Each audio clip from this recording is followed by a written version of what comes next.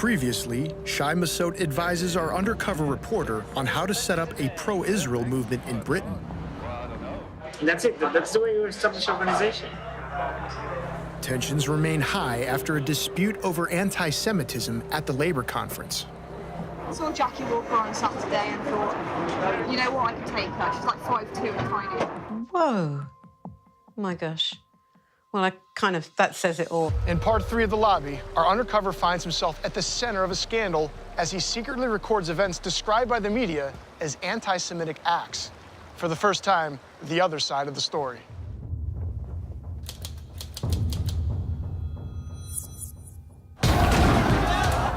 Following decades of violence, a new challenge has emerged to Israel's occupation of Palestinian lands, called BDS. BDS is here to stay! That's the global movement to boycott, divest, and impose sanctions on Israel and expose it as an apartheid state. The Israeli government has responded with a campaign to rebrand the country's image. The reason we should fight BDS is because it's wrong. It's a moral outrage. It's an operation run by the secretive Ministry of Strategic Affairs. They recruit mainly former intelligence officers. Its main task is to counter BDS worldwide. Using an undercover reporter, Al Jazeera's investigative unit exposes Israel's clandestine activities in London, a city that's become a major battleground. BDS campaign in many ways germinated in Britain. You'll meet the people working to challenge BDS at every level of British politics. Ah, okay, nice to meet you. We work really closely together, but a lot of it's behind the scenes. One of Israel's main targets is the Labour Party. For the first time, its leader is a champion of Palestinian civil rights. They'd be very happy to see Jeremy Corbyn no longer leader of the Labour Party, for sure. It's a covert action that penetrates the heart of Britain's democracy. Can I give you some people that we suggest you will take down? It is outrageous interference in British politics. It shouldn't be permitted. It's a battle of ideas seeking to change not only how Israel's portrayed, but even how it is debated. It's anti-Semitic. No, it's not. It's a trend.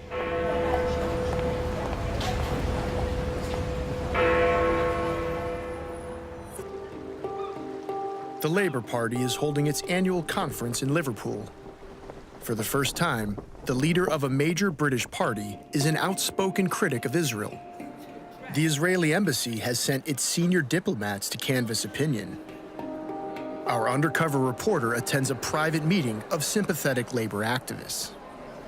The ambassador, Mark Regev, tells them what to expect. Some of the people here are more Palestinian than the Palestinians. And the fashion is, if you are on the left today, you are probably very hostile to Israel, if not anti-Semitic. I think when you... Ambassador Regev suggests a message that should be delivered to other Labour Party members. Why are people who consider themselves progressive in Britain supporting reactionaries like Hamas and Hezbollah? We've got to say, in the language, I think, of social democracy, these people are misogynistic, they are homophobic, right? They are racist, they are anti-Semitic, they are reactionary. I think that's what we meant to say. It's an important message. Jeremy Newmark, the chairman of the Jewish labor movement, reveals how the message worked with a close ally of Jeremy Corbyn.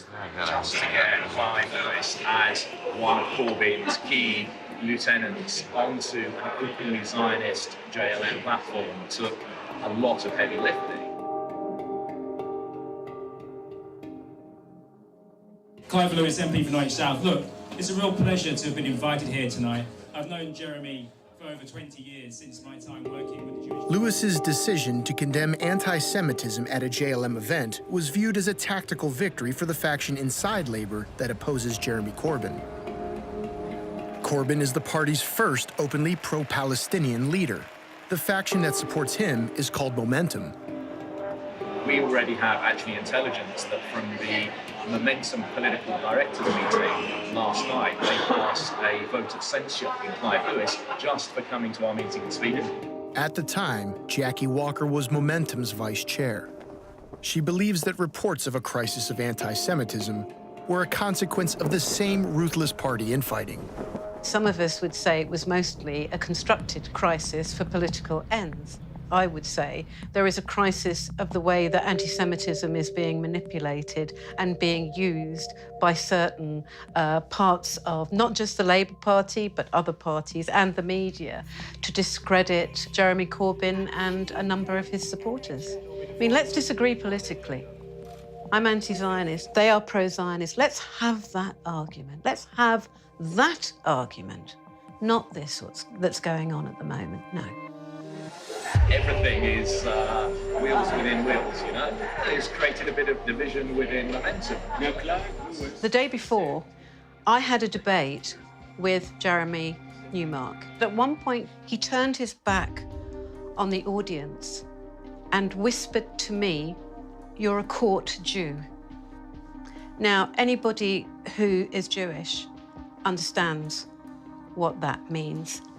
If you were being abused as a black person in the same way, you would be being called a house nigger. Did you report it to anyone in the party? I told my partner and I told some friends that had happened. It's very hard to use a system which is so discredited, which the compliance unit is. Shai Massoud, whose job at the embassy includes liaising with pro-Israel groups in Britain, ends the meeting with a summary of his achievements. The numbers, this year we did more than 50 events in the campuses of the universities of the embassy. There are more than 100 events that happened by the Israeli societies, by themselves, that they arrange in the campuses. And in addition to that, we did more than, I think, 8 receptions for young people in the embassy, including 3 receptions of 300 people that came, you know, from the parliament. I would take a picture, yeah. Should I take a picture of it? Yeah, you can take it. You do without Shai. Cheese. Back at the LFI stall, Shai and the Israeli delegation continued debating whether to wear the pro-Israel T-shirts. Shai has a dream. Shai has a dream. I'm going to make it come true today. He wants me to put on the T-shirt. But you know, as Robin is my witness, I was going to put on that T-shirt today. And I have a dream that an activist will not be ashamed of what he's representing. I'm not ashamed of what I'm representing. It's a T-shirt, and it's such a huge message. It's a genuine question. If you say... One party member was attending her first conference. I heard there was a Labour Friends of Israel stall, and I thought this would be a really good opportunity to have a dialogue with a group I know who have a lot of influence, and it'd be very interesting to hear their ideas. So I found where their stall was. Can I just ask you, yes, we're very anti the settlements. What is Labour Friends of Israel doing about that? They are we make our view clear, and we meet with people at all levels in Israeli politics and diplomatic circles, etc. And we make it absolutely clear we're not friends of Israel, enemies of Palestine. Hence our new campaign launching next month and that we're showcasing here. We believe in a two-state solution in coexistence and self-determination for both people, and that's really important. How would that come about, do you think? Well, our job is to support any possible means that can bring it about. So what are we supporting is a coexistence project, which is what this is about. I had no idea, quite honestly, who was behind the stall. There was a woman behind the stall. My first series of questions from memory was simply to say I was very interested to know how a two-state solution would come about. What would be the details, not a slogan, but the details. What about Israeli occupation? Well, what we want is a two-state solution. And the reason we've not got it now at the moment is because there's a distinct lack of security for Israel. Supporters of a two-state solution believe that a peace deal based on national boundaries that existed in 1967, before Israel's occupation, will one day lead to a viable Palestinian state. But the continued growth of Israeli settlements on occupied land has made an independent state all but impossible. If you look at a map of the West Bank and East Jerusalem today, you are looking at a fragmented territory that Israel has colonized now for almost half a century. Practically speaking, a two-state solution is just not possible under these conditions. I was actually seeking some reassurance that a two-state solution, if that's what they were promoting, was still possible. This is a big picture situation, and we want a two-state solution that is good for all. Times, but what steps? Because, you know, so the Labour Party is saying... I'm not going to defend or criticise. But you seem as if you are defending Israel. I would defend Israel. I'd defend Israel's right to exist. I'd defend Israel as a democracy and a social democracy. We don't suffer by We have to be very, very careful not to let our feelings about this morph. So no feelings come into account. I'm not being anti-Zionist. We have to be very careful. Don't we all want a two-state solution based on coexistence and peace? I said time and again, I'm here to talk about the two-state solution which you are promoting. And this is what I'd like to learn about. It's clear that the Israeli state, no matter which party is in power, has got absolutely no desire or inclination to relinquish the territories occupied after 1967. But the questions that that throws up are the kinds of questions that people don't want to ask or don't want to answer. I'm asking you how you are bringing about. And we make But I don't know what I think. Anyone who supports Israel has to ask himself or herself the following question. There are two possible scenarios, and only two possible scenarios.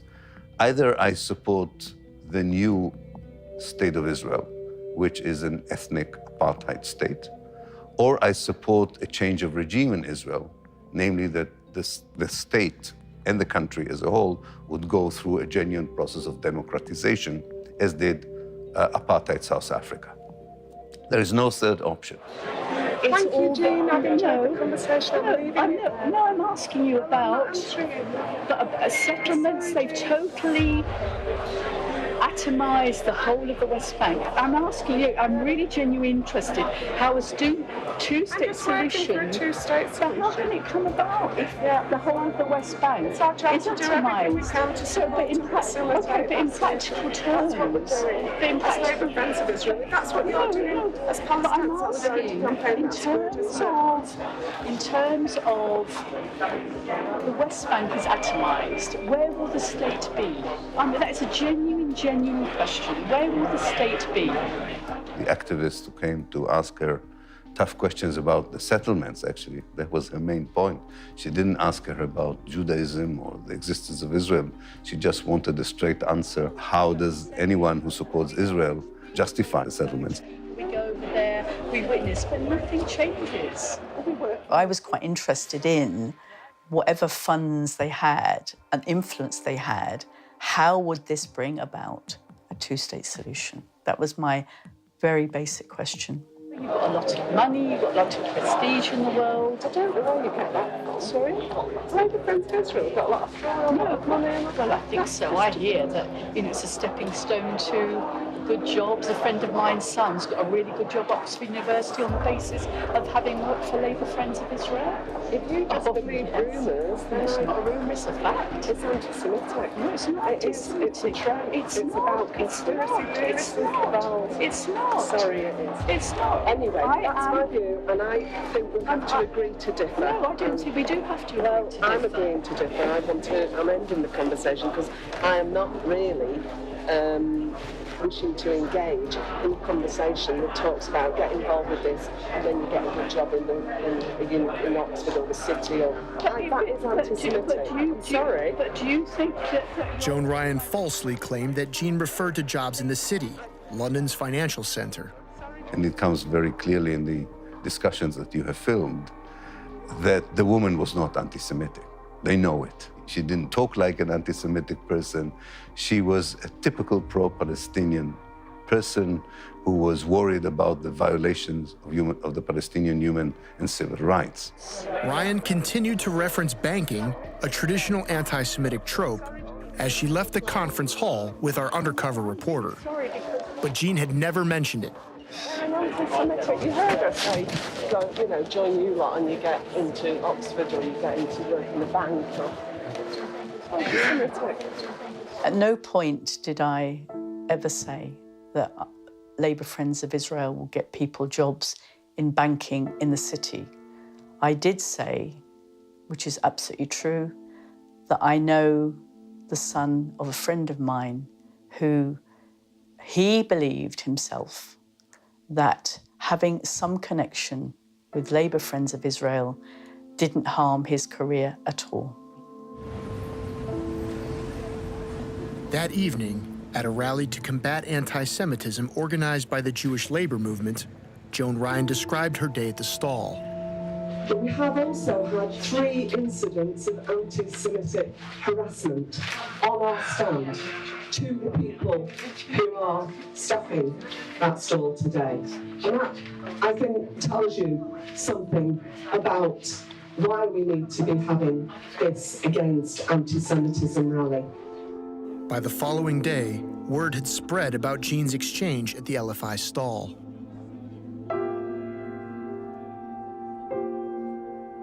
Several MPs came by and expressed concern, including Jeremy Corbyn's former challenger, Angela Eagle. I think we had a couple of problems yesterday, but today's been better, where we did have one person towards the end of the day come and say the anti-Semitism is just being used to crush Jeremy, and that the allegations are sort of made up to a certain extent, which is obviously awful, but compared with stuff yesterday, it's sort of not quite as bad.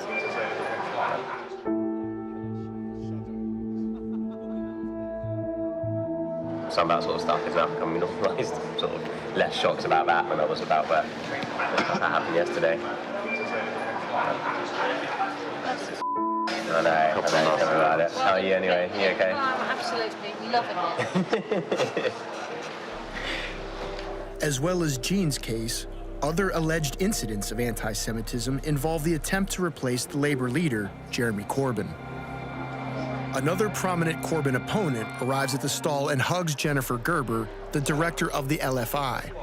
Labour MP Shuka Umana asked for an update on the anti-Semitic incidents. What exactly happened? Oh, God, yeah. Actually, one nutter came up and basically said the coup was run by Jews, Jewish MPs and Jewish millionaires. And Angela Eagle's husband. He's Jewish. No, you couldn't make it up, could you? we reported it. And so that was incident 1. What were the other 2? Joan dealt with the other incidents. Right. The other incidents yesterday. I reported that incident, that woman. She took a video of me then. Joan Ryan, Labour Friends of Israel, walking away while answering questions. Sorry. They didn't show any of the bits where I said, you're being anti-Semitic. That's obviously come to an end. So I made formal complaints. I am very shocked about the way she described my words to other people. I feel very anxious and that she should be misinterpreting me totally to other people. I find that very, very worrying. I mean, I wrote down, all this what she was saying about the being rich and powerful, the one who went to Oxford, and the next minute he's got a big job in banking, and I said that, classic anti-Semitic. I have no idea how she got from A to Z, going from my comment, which was what it was, to then saying he got a big job in banking. Maybe she believes her own trope, if that's the word they use. We had a woman saying, no, I've never seen anti-Semitism. My Jewish friends have. I said, well, it is real. Is it real? Is it really real? It's just being used to crush Corbyn. Undermine Corbyn. And I said, as a as a Jew, would you say that to any other, I've experienced homophobia, but I don't deny it. But anyway, it's only a few, I guess. Yeah. That's the way to out of it. People have been positive. We signed up lots of people. Yeah, do you know what? Most people have been positive and nice. And kind of like solidarity. People are coming up like solidarity. It's like solidarity, guys. Are you okay? How's your day? It's disgraceful. We'll prevail. Yes. We'll prevail in the end. I like that. Definitely.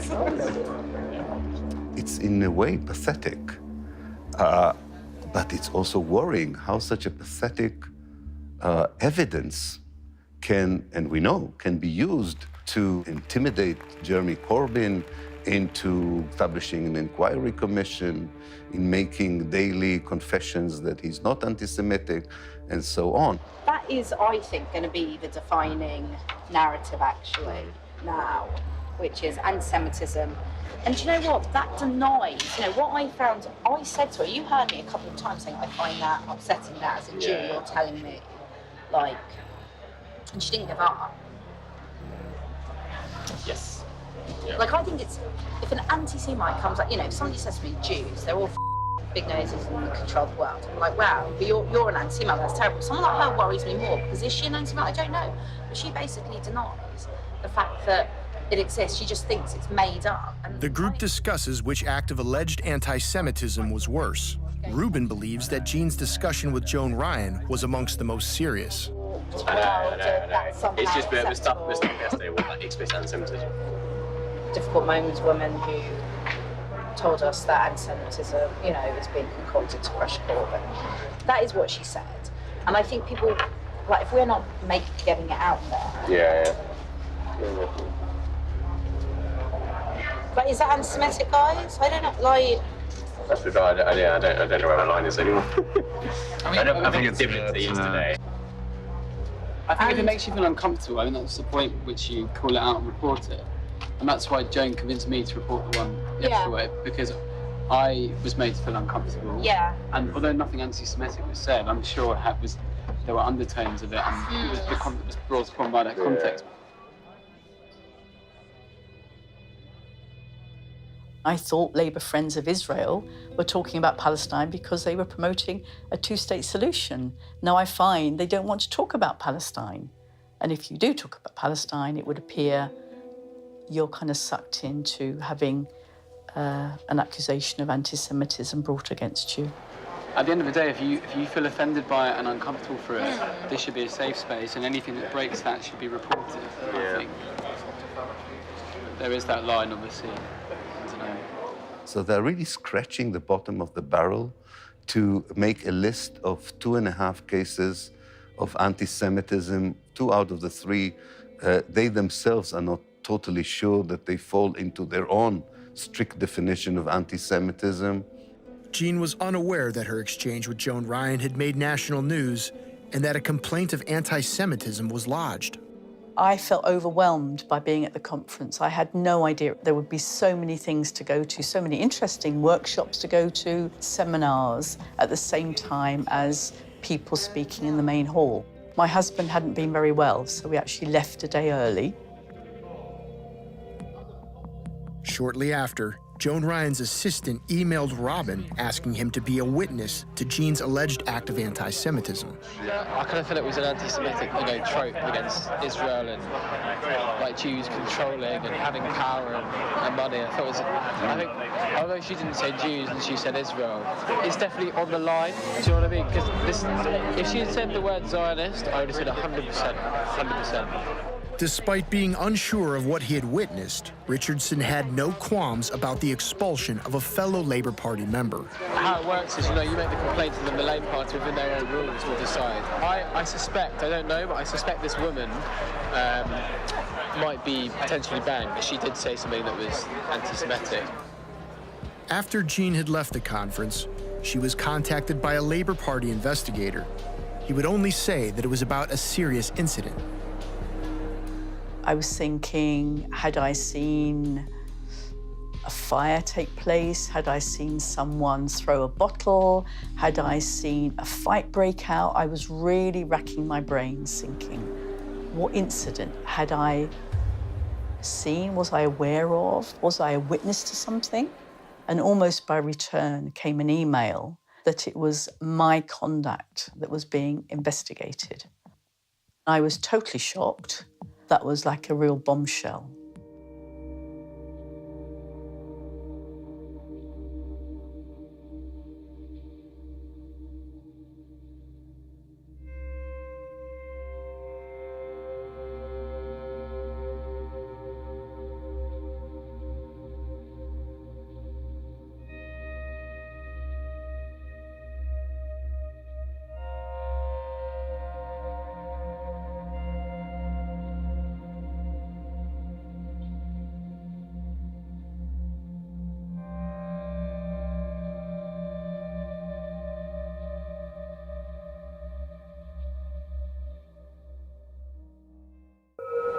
In part 4, the senior political officer at the Israeli embassy wants a private word with our undercover reporter. I wanted to speak with you. Let's do it actually over a coffee, but yeah, just let's do it on the way to the event. Okay, whatever you like. There seems to be a problem. I can give you an idea, but you need to approach them independently. Do you understand? And when does lobbying become espionage? Can I give you some MPs that I suggest you will take down? Well, you know, if you look hard enough, I'm sure that there is something that we're trying to hide. It strikes me that this is the sort of job which the intelligence services should do, to have a good look at what's going on.